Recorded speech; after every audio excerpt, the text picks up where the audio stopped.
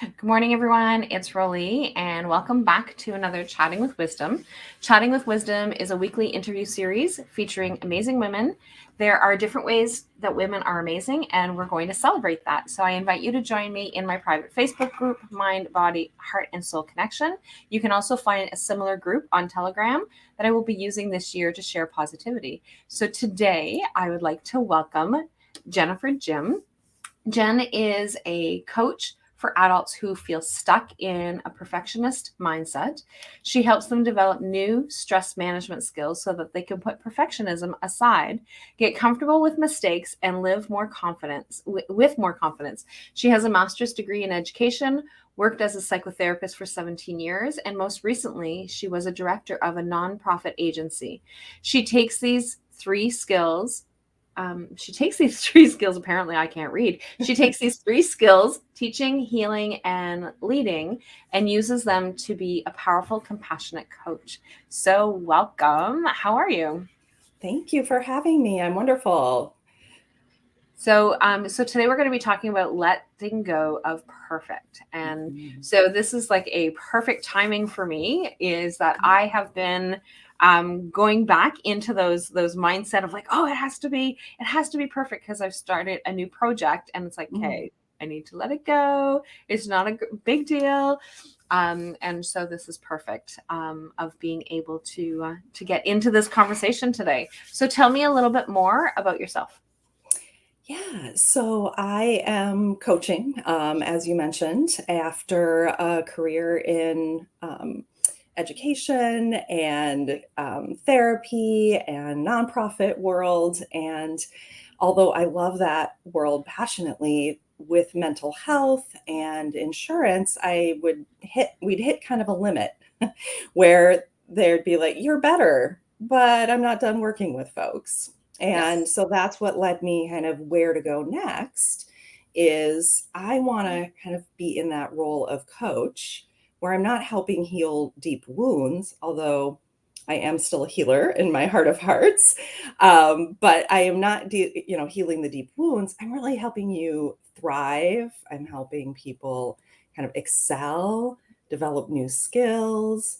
So it's kind of a fun, exciting new add on, right? It's just adding on to what I already have been doing in my career, but in a new, really exciting way for me. And I love that because a lot of people who've been in psychotherapy like us, that was one of the things that I've noticed is there's that shift into Mhm. coaching as opposed to staying in the world that we've been in. Because of that, like you said, we hit Yeah. that glass ceiling and we can't seem to move forward. Hello, Marianne.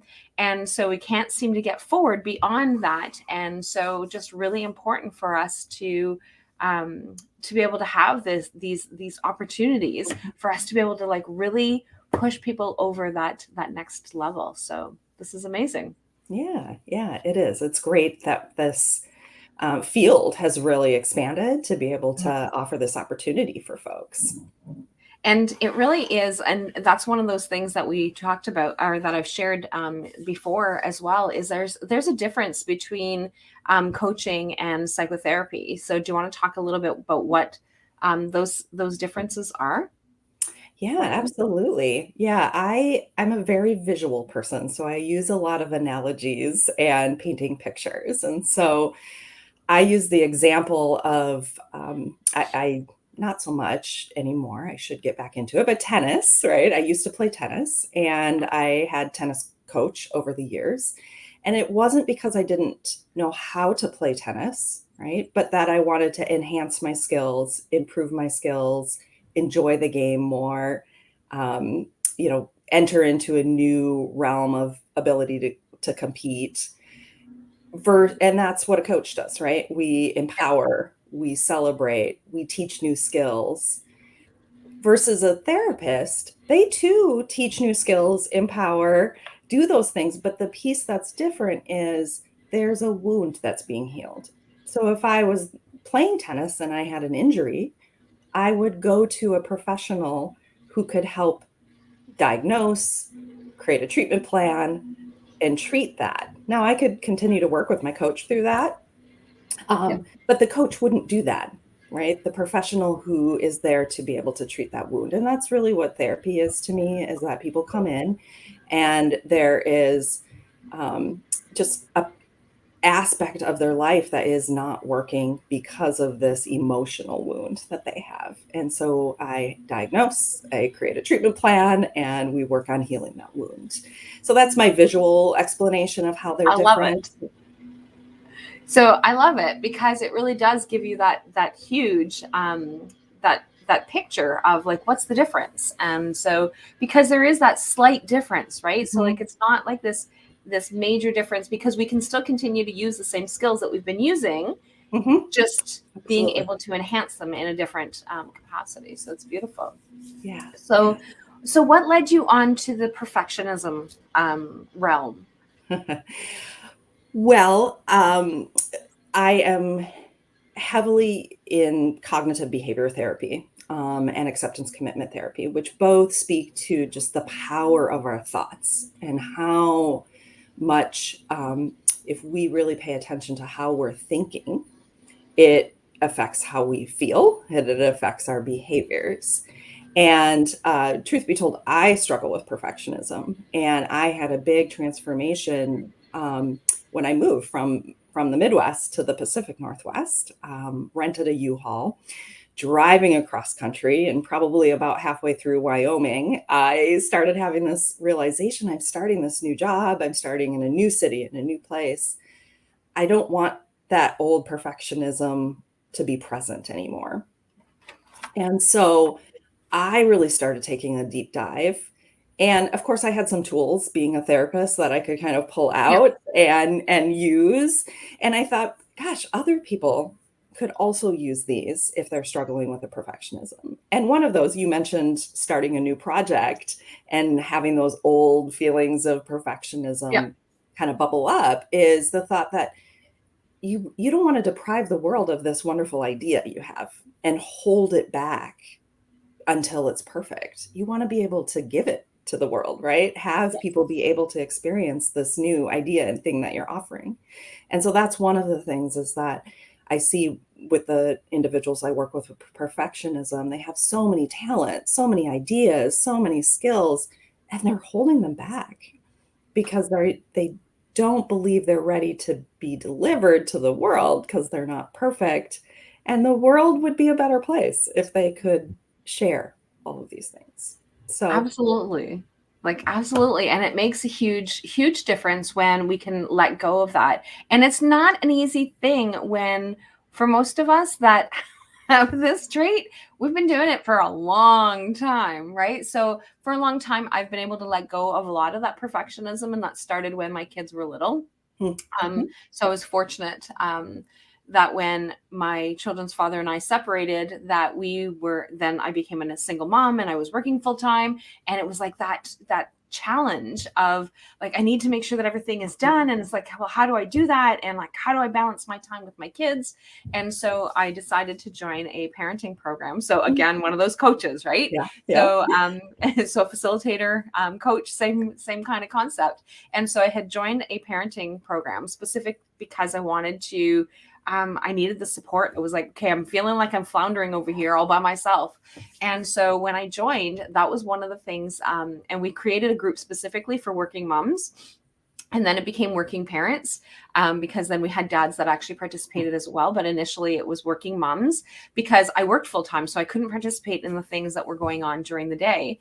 And so we created this program. And so at one point, the facilitator said to me, because I was like, I'm just trying to get all these things done and I just can't get everything done. And I'm just really struggling with all these things. And we were talking about all the things that needed to be done. The dishes needed to be done immediately after dinner. And I needed to scrub the bathroom down every single day. And like all these different things, the laundry needed to be done at certain times and all these things. And one of the things that she had said is, do you want to be able to enjoy spending time with your children so that you have great memories?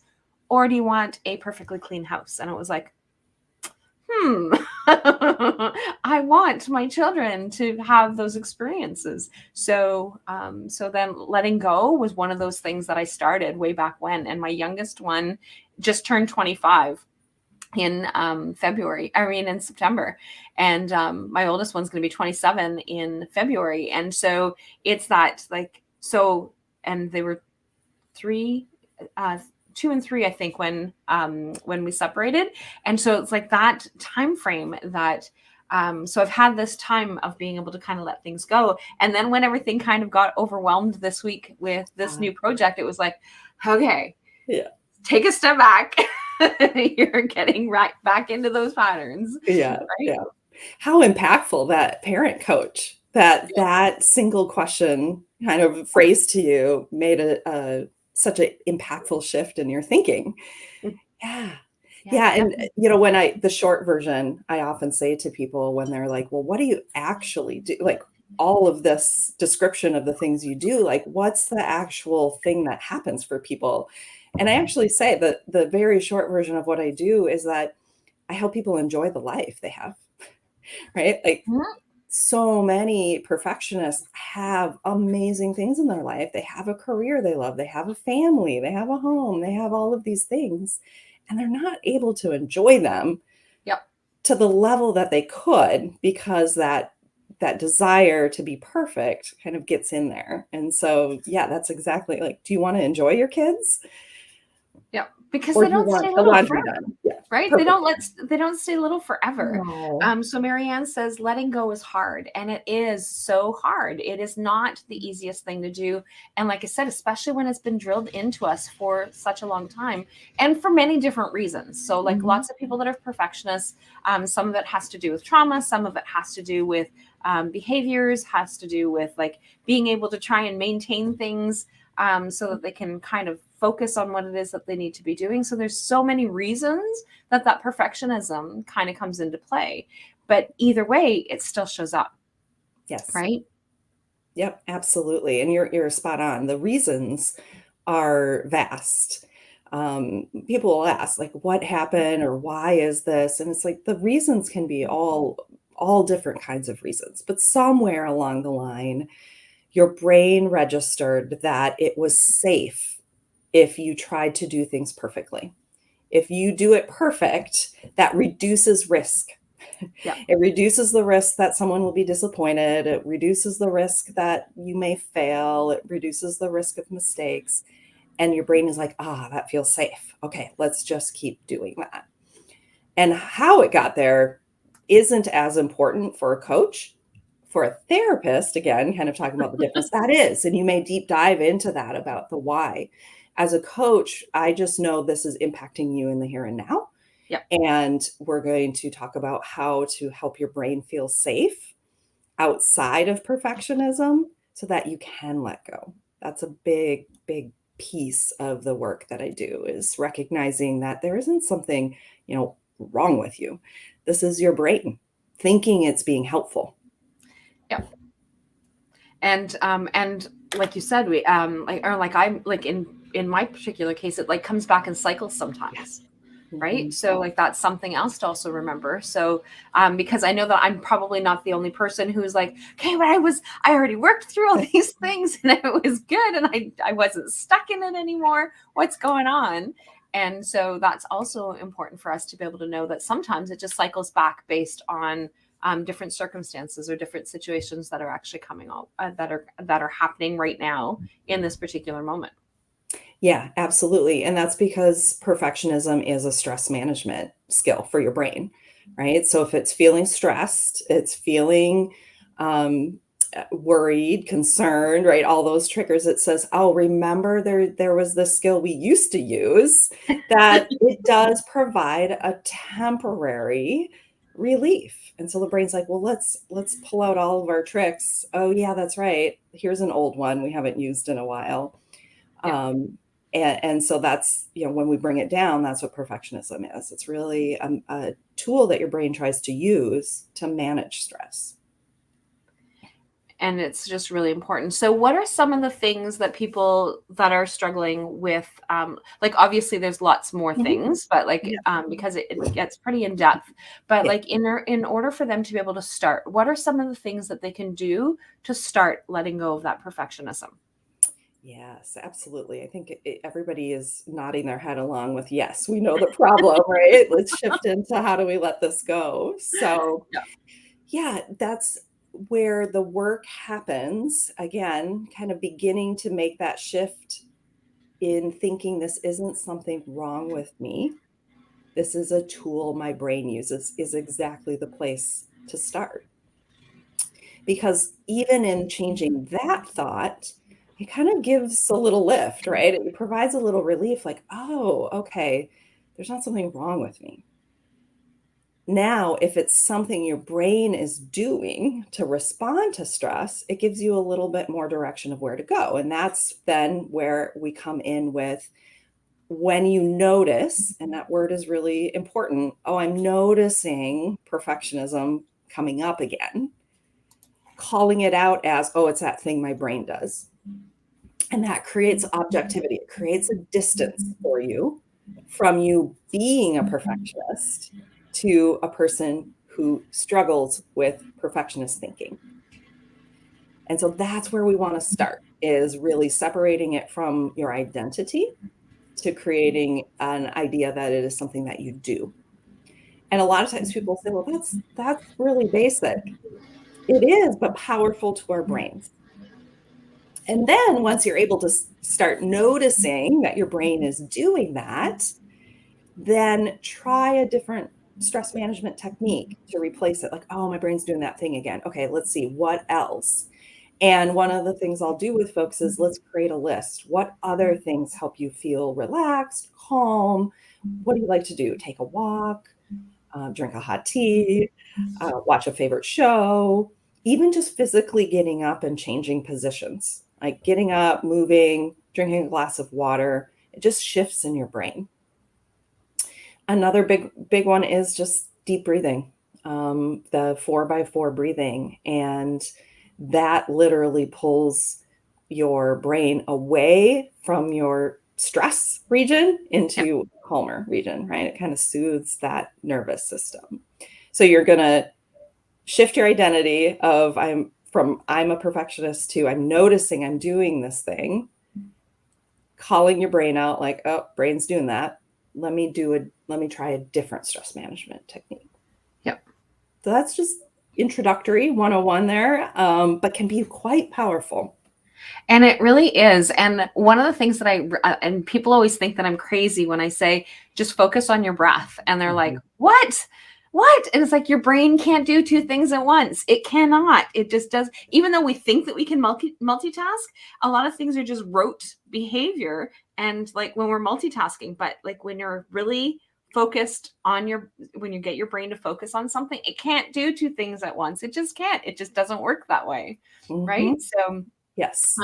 so Marianne says, so acceptance. So that's what she was talking about, is that I think in the first point, I think is when she commented on that, that Facebook delay is always a little challenging, but I think that's what she was referring to. And then she also said, have a wellness plan is also good to have for when you accept it and go when you for you to go. Apparently, I can't read today. Have a wellness plan is also good to have for when you recognize it and go to it. And and she's actually referring to what she said. You said that you have that for me to focus on my breath. Yes, I tell you all the time, Marianne, you need to focus on your Yeah. breathing. Yeah. Yes, but like, yes, so having that plan of like what's the next thing that you can do, like what are some of the Mhm. other strategies that we can do to be able to get into that. So I know that one of the things that you have, and it's coming up early part of February, is your coaching program, Mhm. your group coaching program. Do you want to talk a little bit about that? And I will grab the link and I will share that for people to be added to your wait list if somebody's interested. Absolutely. Yes. I have a group coaching program that is starting at the beginning of February. And although I coach both men and women, this is specifically for women, this coaching program that's coming up. And it really specifically targets overthinking. That is a big connector in the perfectionism struggle, is overthinking. And the antidote to overthinking is trusting yourself. And so the program focuses on building self-trust. And when you trust yourself, you feel stronger. You're able to take risks. You're able to articulate your own wants and needs confidently. And it actually deepens your relationships when you're able to put your own wants and needs out because you're letting people truly know you. And then in turn, that continues that strengthening of your self trust. And so that is really the focus on it, moving from a place of overwhelm and perfectionist thinking, letting go of that perfect and moving to a place of self trust and really less stress.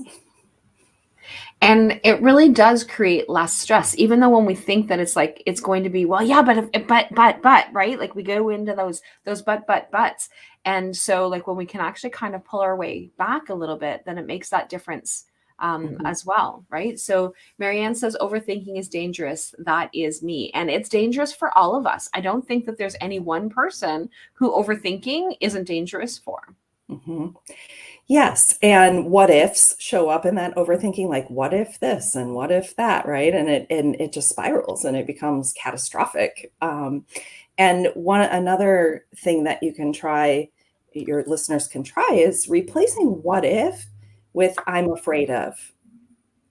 So, what if the worst case scenario happens? And replacing that with "I'm afraid the worst case scenario may happen." Yep. Because when we're afraid, now we know again how to respond. Because how would you respond if someone you love is afraid, right? You're going to comfort them, you're going to support them, you're Yep. going to provide reassurance. So when you say, "I'm afraid of whatever it is you're worried about," now it's like, oh, okay, I need to reassure myself. I need to provide myself supports, probably in the form of help, right? And it shifts from this really huge dark cloud of unknowns to, oh, this is a fear, and I need to comfort that fear. And it really does create that impact, right? So like when we can actually focus on what it is that we need to be doing, and kind of taking that step back of, okay, so because when we're fearful, when we're afraid of something, and we know cognitively like that we're afraid of it, is Mhm, that we can then come up with a plan as to how are we going to be able to move things into shift things into that different pattern, and have that ability of being able to take things through. So mhm. Marianne says, I love that. Thank you for sharing that. Great. Because and it's really important for us to be able to have these new tools, and sometimes we already have the tools in our toolbox. So I have a couple of clients who have been in therapy for a long time, so they have tons and tons of tools in their toolbox, but sometimes they get a little rusty in the toolbox because we forget and they're down in the bottom of the toolbox. So one of the things that we do is that we sometimes start pulling out what are some of those other tools, Mhm, right? And it's usually in that group coaching sessions kind of thing. And it's like, okay, so does anybody else have any other strategies that somebody might be able to use?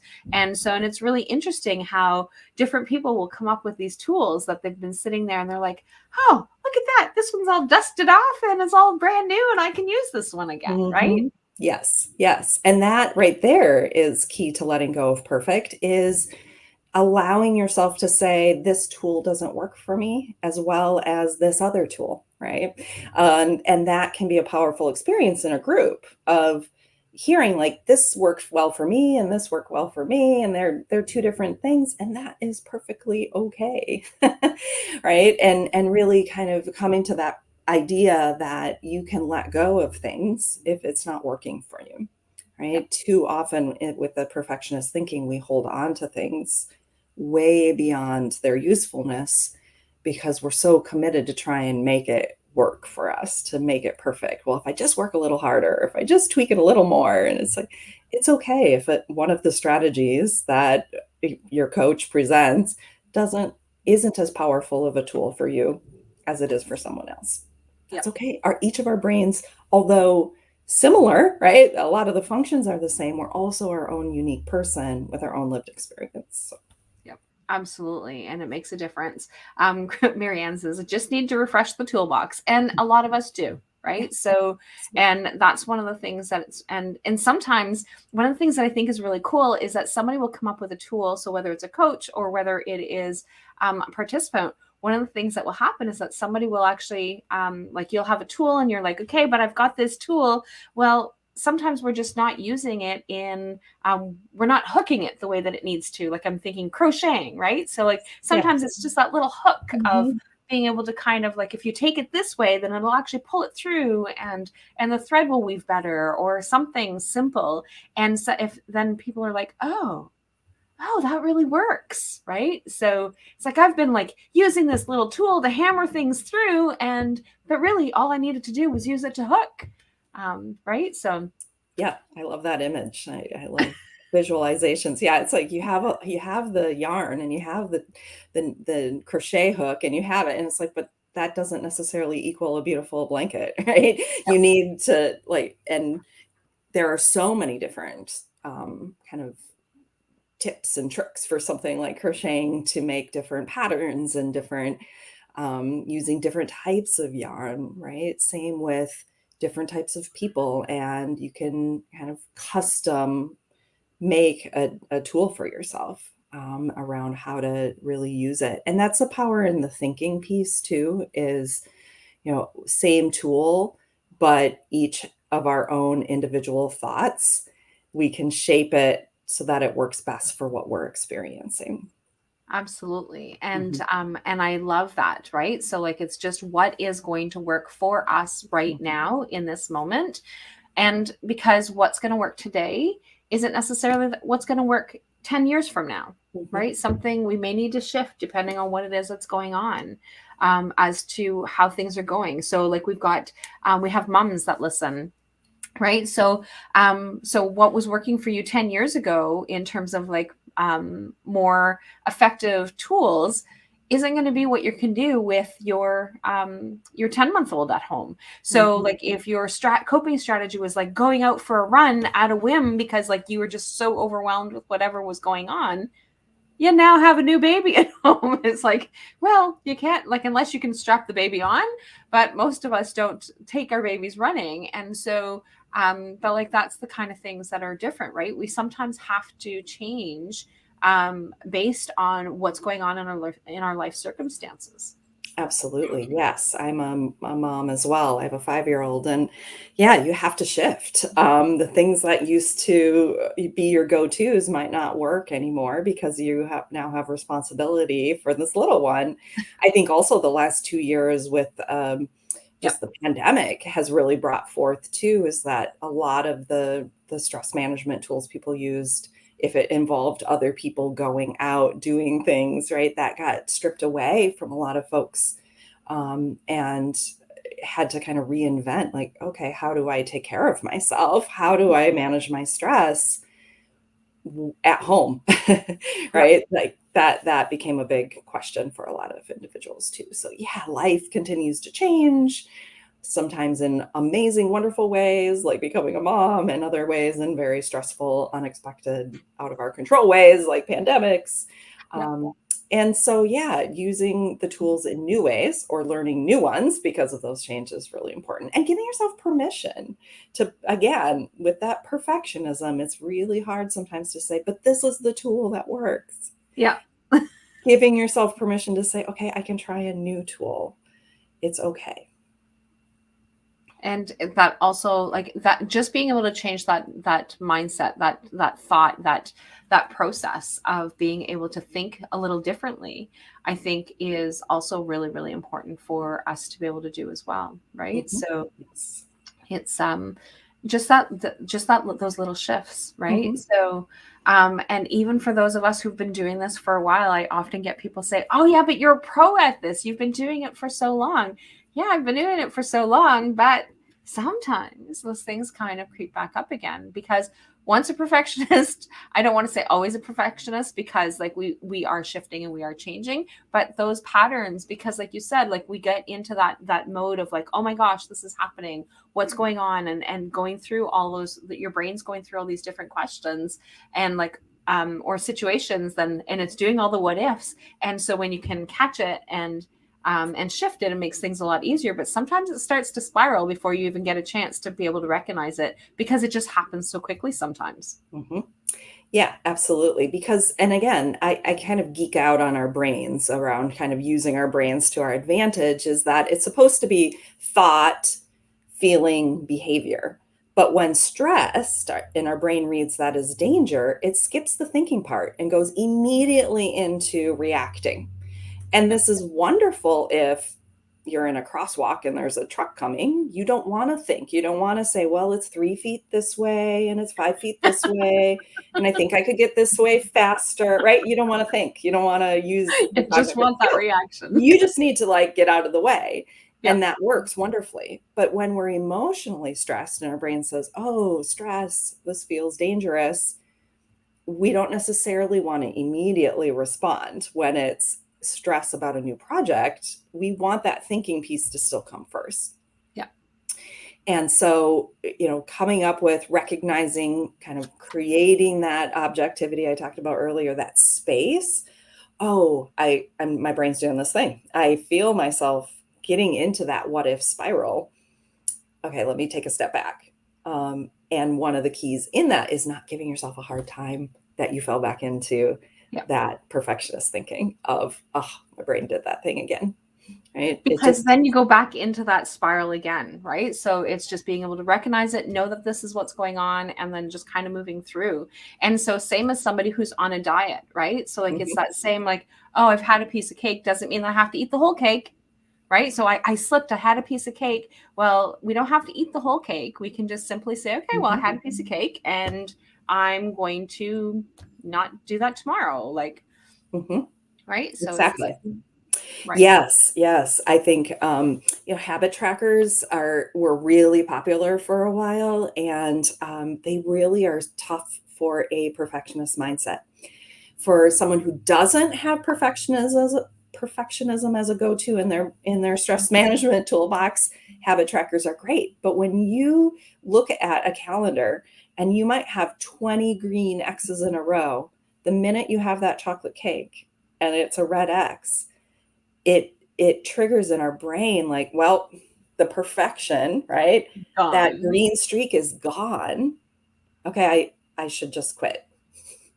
And when I'm saying it out loud, people will be like, well, that seems extreme. But in the moment, our brain is like, if it's not perfect, if we didn't do it exactly the way we had planned, which was I'm not eating chocolate cake for the whole month of January, and we didn't hit our goal, there's this thinking of like, well, then never mind. I'll just start over in February. And we abandon it, right?